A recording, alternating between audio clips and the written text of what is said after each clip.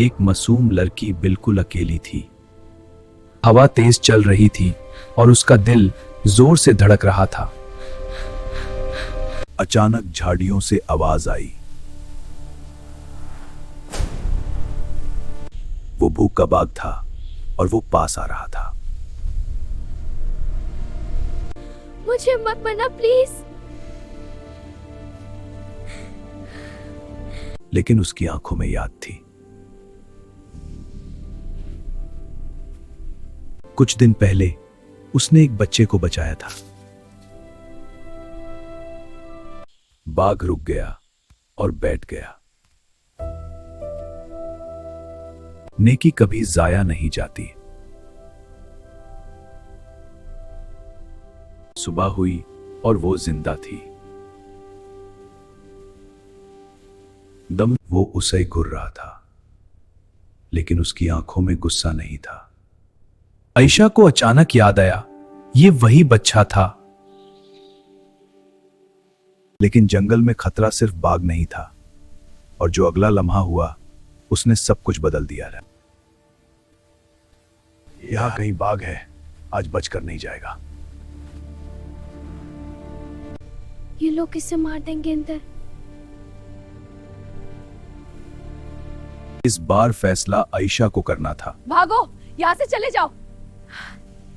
एक गोली चली, लेकिन गोली बाघ को नहीं लगी। जंगल का असली बादशाह जा चुका था। कुछ लम्हों बाद जंगल फिर से खामोश हो गया। मैंने तुम्हें दोबारा तकलीफ नहीं होने दूंगी। सुबह होने पर बग ने उसे जंगल के किनारे तक छोड़ दिया।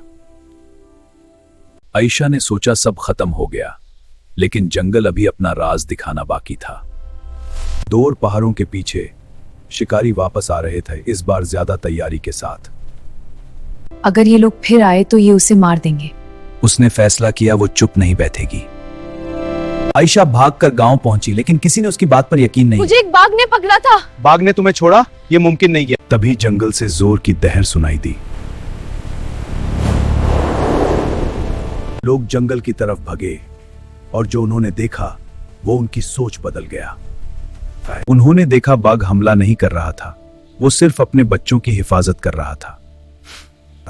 शायद हम गलत थे, मगर शिकारी रुकने वाले नहीं थे। ये हमारा जंगल है और ये भी जिंदा रहने का था हकता है। अब फैसला सिर्फ जंगल का नहीं था, इंसानियत का था।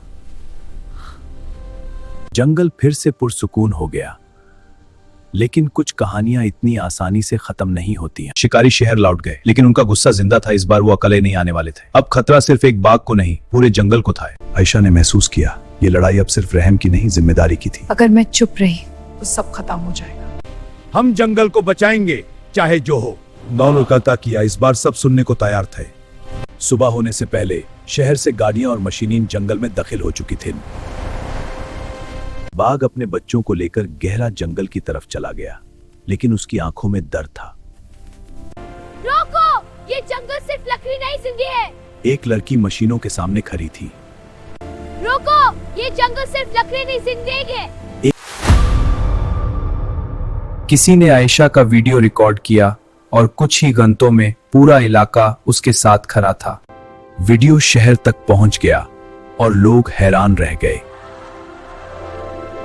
हुकूमत ने फौरन एक्शन लिया और जंगल को प्रोटेक्टेड एरिया करार दे दिया। शिकारी वापस भेज दिए गए और जंगल ने सुकून का सांस लिया। कुछ अल्फाज कहने की जरूरत नहीं होती, कुछ रिश्ते खामोशी में समझ आते हैं। खुदा हाफिज दोस्त। हर मुलाकात हमेशा के लिए नहीं होती, लेकिन हर याद हमेशा रहती है। वक्त गुजरता गया, लेकिन उस दिन की कहानी गांव की ताकत बन गई। दुनिया तब बदलती है जब कोई डरने के बजाय खड़े होने का फैसला करता है। लेकिन सुकून हमेशा लंबे समय तक नहीं रहता। कुछ अफवाहें फिर से हवा में फैलने लगी थीं। हमने गलती की थी उस पर भरोसा करके। बाघ हमला नहीं करता। यकीन और डर के बीच फिर से जंग शुरू हो चुकी थी। कल रात 2 जानवर गायब हो गए। लोगों ने फिर से बाघ का नाम लेना शुरू कर दिया। आयशा ने फैसला किया वो सच खुद खोजेगी। बाघ नहीं, कोई और था जो जंगल का फायदा उठा रहा था। असल दुश्मन वही था जो अंधेरे का फायदा उठाता था। हमें उन्हें रोकना होगा, वरना और जाने खतरे में पड़ जाएंगी।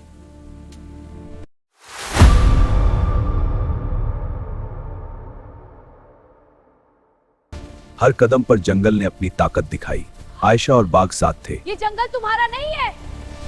अचानक सबने मिलकर खड़े होने का फैसला किया। हमें जाने दो, हम हार गए।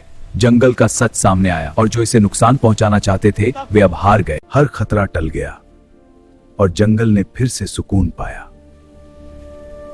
दुनिया तब बदलती है जब कोई डरने के बजाय खड़े होने का फैसला करता है। जंगल फिर से सन्नाटा लिए खड़ा था, लेकिन कोई छाया चुपचाप उसे घेर रही थी। जंगल में कोई और था जो अंधेरे में छुपकर अपनी चालें चला रहा था। हर साया अब खतरनाक लग रहा था। जंगल में कुछ अनजान था जो अपनी चाल से सबको डराने वाला था। कभी कभी डर की नजरें हमेशा सामने नहीं होती, लेकिन उनकी मौजूदगी महसूस होती है। और इस जंगल की कहानी अभी खत्म नहीं हुई है। सच्चाई हमेशा छुपी रहती है और खतरा कभी भी लौट सकता है।